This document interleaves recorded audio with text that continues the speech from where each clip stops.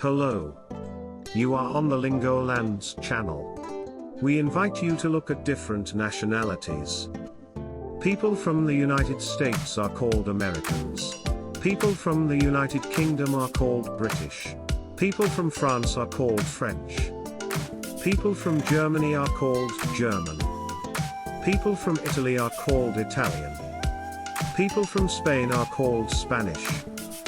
People from China are called Chinese. People from Japan are called Japanese. People from Russia are called Russian. People from Mexico are called Mexican. People from Ukraine are called Ukrainian. People from Brazil are called Brazilian.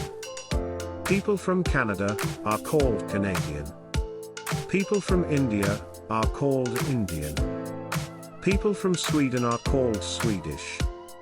People from the Netherlands are called Dutch. People from Greece are called Greek.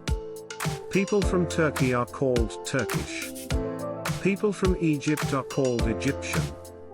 People from Argentina are called Argentinian. People from Poland are called Polish.